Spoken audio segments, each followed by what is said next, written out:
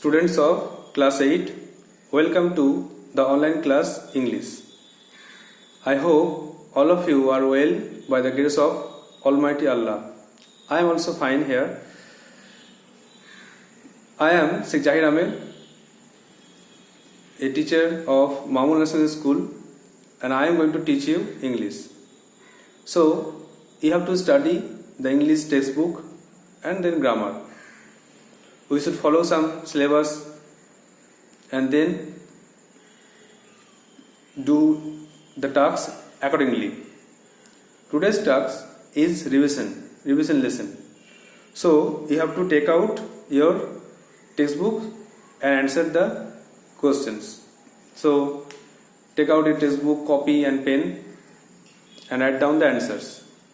At first revision lesson and then 1, 2, 3, etc.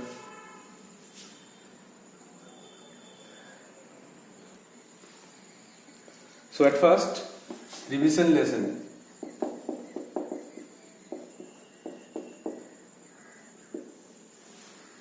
Activity 1.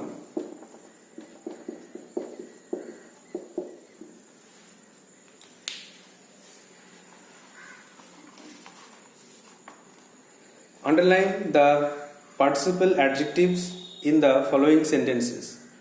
নিচে যে সমস্ত পার্টিসিপেল অ্যাডজেক্টিভ আছে সেগুলোকে আন্ডারলাইন করো। তাহলে আমাকে আগে বুঝতে হবে যে কোনটা পার্টিসিপেল অ্যাডজেক্টিভ, আর পার্টিসিপেল বলতে কি বুঝি আর অ্যাডজেক্টিভ বলতে কি বুঝি। পার্টিসিপেল দুটো ভাগ আছে, তোমরা জানো, একটা হচ্ছে প্রেজেন্ট পার্টিসিপেল আর একটা হচ্ছে পাস্ট পার্টিসিপেল। প্রেজেন্ট পার্টিসিপেল যেটা ভার্বের সঙ্গে যুক্ত হয় আইএনজি, আর পাস্ট পার্টিসিপেল যেটা ভার্বের সঙ্গে থার্ড ফর্ম যুক্ত হয়ে হয়। এবারে বুঝতে হবে অ্যাডজেক্টিভটা কি না। আমরা জানি অ্যাডজেক্টিভ মানে নাউন প্রোনাউনের বৈশিষ্ট্য বোঝায়, তাকে বলা হচ্ছে অ্যাডজেক্টিভ। তাহলে এখানে আমি যেটা বললাম যে ভার্বের সঙ্গে যুক্ত হয় আইএনজি, সেটা হয়ে যাবে প্রেজেন্ট পার্টিসিপেল। আর ভার্বের থার্ড ফর্ম যেটা হয়, ভার্বের থার্ড ফর্ম করে যেটা করা হয় সেটা হচ্ছে পাস্ট পার্টিসিপেল।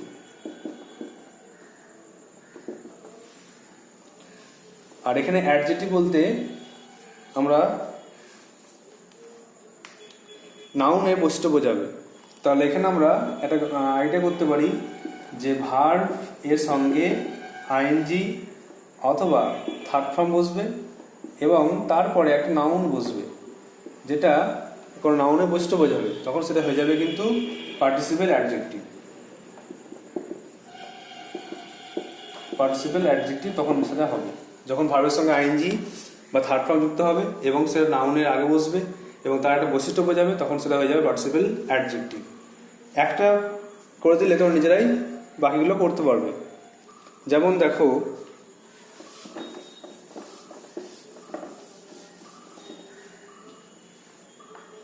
এর দাগেরটা হচ্ছে the painted house looks beautiful.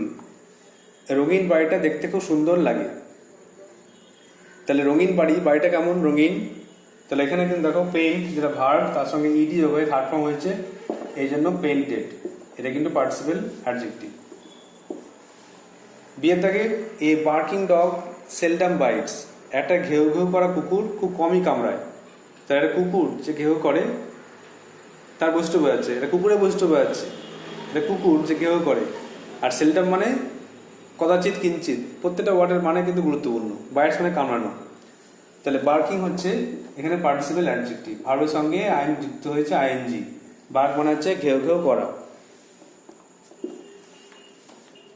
সিয়ের দাগের দে সাবমিটেড এ রিটেন অ্যান্সার। তারা জমা দিয়েছে একটা লেখা উত্তর। তাহলে জমা দিয়েছে, দেখো সাবমিটেড একটা ভার্ব আছে, সাবমিট থেকে সাবমিটেড, জমা দিয়েছে। অনেকে বলবে সাবমিটেডটা হবে কারণ এটা ভার্ব, তার থার্ড ফর্ম করা আছে সাবমিটেড, কিন্তু দেখো এটা কোনো নাউনের বৈশিষ্ট্য বোঝাচ্ছে না।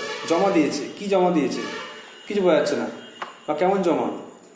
দে সাবমিটেড এ রিটেন অ্যান্সার, তারা জমা দিয়েছে একটা লিখিত উত্তর।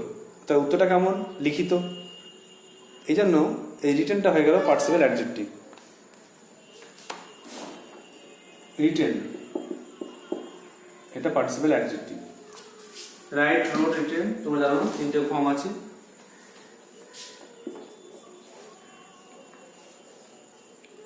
নেক্সট দেখো, the ট্যাটার্ড shirt was lying on the মাড। ছেঁড়া জামাটা পরে আছে কাদায়। তাহলে ছেঁড়া জামাটা কেমন ছেঁড়া? তা বস্তু বোঝাচ্ছে জামার, এই জন্য ট্যাটার্ড। ট্যাটার্ডটা কিন্তু participle adjective. The creaking sound of the door awakened the baby. এখানে দেখো দুটো ভার্ব আছে, একটা হচ্ছে ক্রেকিং সাউন্ড আর আছে অ্যাওয়েকেন্ড। তো অনেকেই বলুন স্যার দুটো আছে, তো দুটো পার্টিসিপেল অ্যাডজেক্টিভ আছে, একটা ক্রেকিং সাউন্ডটা কেমন ক্রেকিং, আর একটা হচ্ছে অ্যাওয়েকেন্ড মানে জাগিয়ে দিয়েছিল। কিন্তু কেমন করে জাগিয়েছিল, কীরকম জাগিয়েছিল এটা কিন্তু বোঝা যাচ্ছে না। এই জন্য কিন্তু একটাই আছে, সেটা হচ্ছে ক্রেকিং সাউন্ড। সাউন্ডটা কেমন না ক্যাঁচ যুক্ত। ক্রেক কথাটা বা ক্রেকিং কথাটা হচ্ছে ক্যাঁচ যুক্ত শব্দকে বলা হয় ক্রেকিং। এই জন্য এখানে উত্তরটা হলো ক্রেকিং।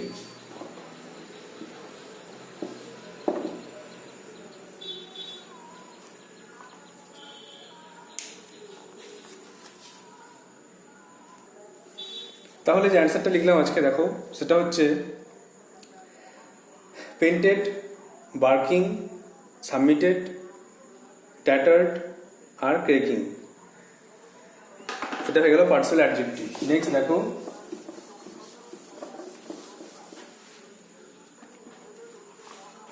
Activity 2, fill in the blanks with article preposition. Articles জানো এ এন দি দিয়ে পূর্ণ করতে হয়, এ এন দিকে আর্টিকেলস বলা হয়। আর প্রিপোজিশন হচ্ছে ইন, অন, টু, ফ্রম, এগুলি। তো তোমাকে আগে সেন্টেন্সটা পড়তে হবে, পড়ে অ্যান্সার লিখতে হবে। যেমন ওয়ান্স, একদা, ড্যাশ পুয়ার উইভার, একজন তাঁতি। তাহলে একজন তাঁতি কিন্তু এ হয়ে যাবে, a poor weaver. Lived dash a village, বাস করতো একটা গ্রামে। তো গ্রামের মধ্যে আমরা লিখবো ইন এ ভিলেজ, এটা গ্রামের মধ্যে বাস করত। He was well known as dash artist, তিনি বিখ্যাত ছিলেন একজন শিল্পী হিসাবে। তো আর্টিস্টটাকে এ আছে, এই জন্য লিখবো অ্যান, যেহেতু এটা ভাওয়েল আছে এটা, এই জন্য আর্টিস্টটাকে অ্যান লিখবো, an artist. His beautiful designs dash cloth, কাপড়ের ওপরে সুন্দর নকশা। কাপড়ের ওপরে বললে অন লিখবো, on clothes. Were much appreciated, খুব প্রশংসনীয়। The weaver earned his livelihood, এই তাঁতি জীবিকা নির্বাহ করতো dash working hard all day, সারাদিন কাজ করে। তাহলে বাই লিখবো, বাই ওয়ার্কিং হার্ড মানে সারাদিন কাজ করে।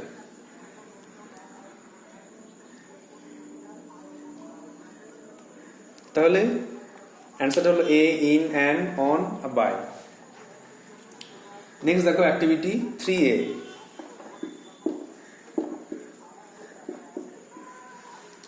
3A হচ্ছে identify the adverbs in each set, put a tick mark on the adverb. যেগুলো অ্যাডভার্ব আছে সেগুলোকে টিক মার্ক করে দেখাও। তো দেখো অ্যাডভার্ব বলতে আমরা কি বুঝি, আগে অ্যাডভার্বটা বুঝতে হবে যে ভার্বের বস্তু বোঝায়। যে শব্দ দ্বারা অ্যাডজেক্টিভ, ভার্ব বা অন্য কোনো অ্যাডভার্বের বস্তু বোঝায় তাকে বলা হচ্ছে অ্যাডভার্ব। অ্যাডভার্বটা ভালো করে বুঝে নিলে কি হবে, পরে আর সমস্যা হবে না। আমি তোমাদের বোঝানোর চেষ্টা করছি যে কিভাবে অ্যাডভার্বকে আইডেন্টিফাই করব।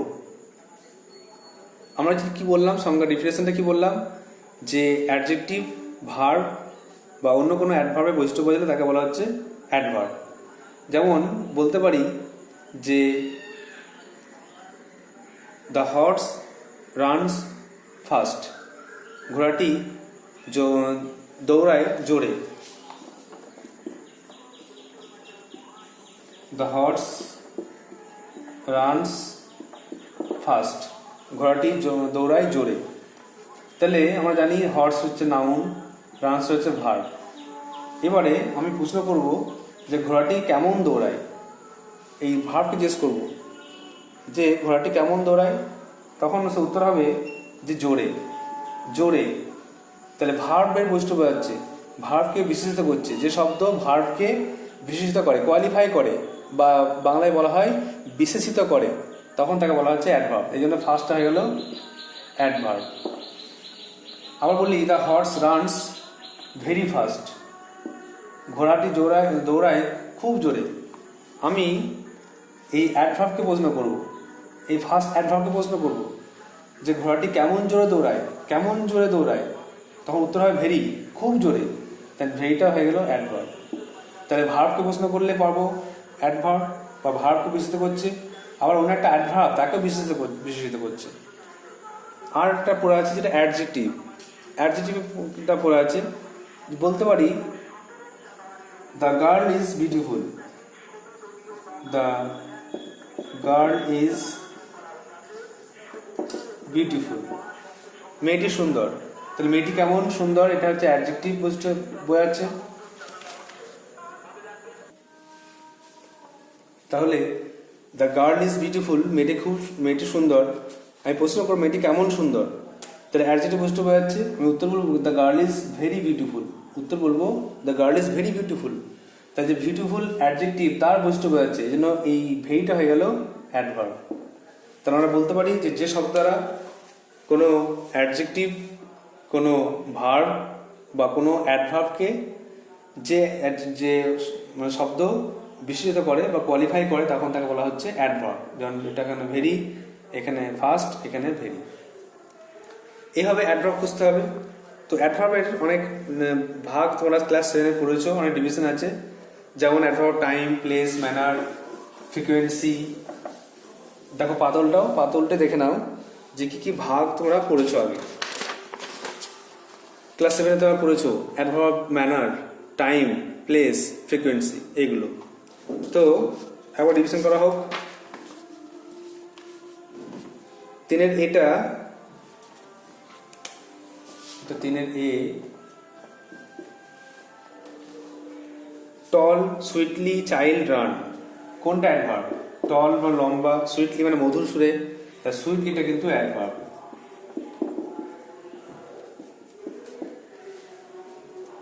বা একে বলা যায় ডেসক্রাইবিং ওয়ার্ডও বলতে পারো। ওয়েট, ওয়াক, স্লোলি, ফুল। এখানে দেখো স্লোলি, আস্তে আস্তে, এটা কিন্তু স্লোলি, এটা হচ্ছে কোয়ালিফাইং ওয়ার্ড।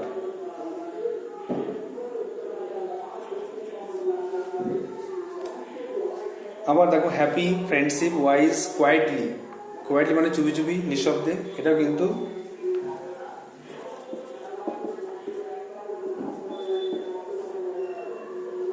Qualifying word. এবারে এখানে একটু অনেকে সমস্যা করে ফেলে, অনেকে বলে কেয়ারফুলি হলে ভালো হতো, কেয়ারফুলি হতো, কিন্তু টুমরো, ইভিনিং, লুক, এখানে টুমরো আগামীকাল, এটা টাইম বোঝাচ্ছে, এটা কিন্তু অ্যাডভার্ব বা কোয়ালিফাইং ওয়ার্ড বলতে পারো।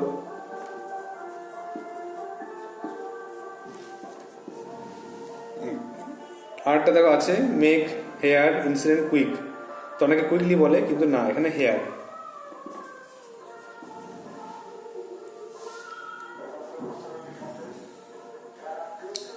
এবারে নেক্সট দেখো 3-এর বি।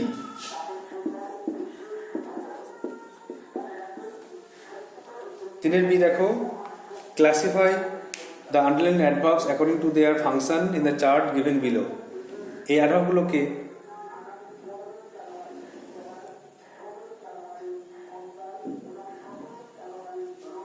বিভিন্ন ভাগে ভাগ করে লিখতে হবে।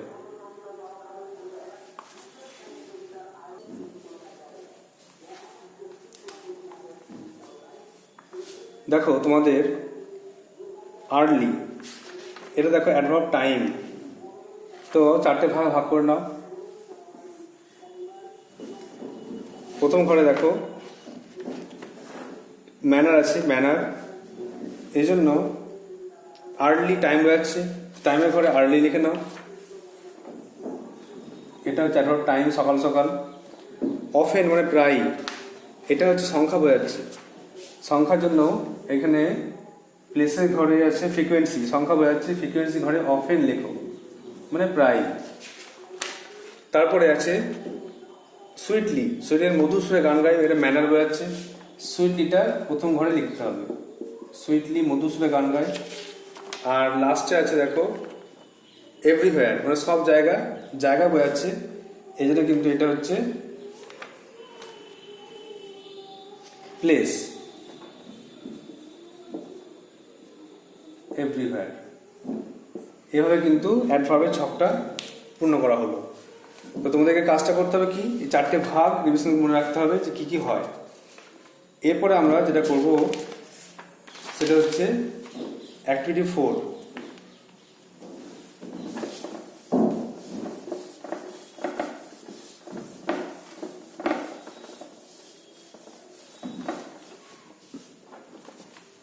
অ্যাক্টিভিটি 4 এটা দেখো টেন্স আছে, টেন্সটা ইউজ করে আমাদেরকে এটা শিখতে হবে যে কখন কোন টেন্স বসবে।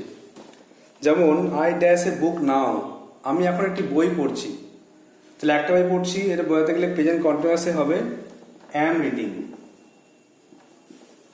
বর্তমানে পড়ছি এই জন্য অ্যাম রিডিং। তারপরে Tintin dash just home just now, Tintin এইমাত্র বাড়ি ফিরেছে, তাহলে এটা কিন্তু প্রেজেন্ট পারফেক্টে লিখবো হ্যাজ রিটার্নড, হ্যাজ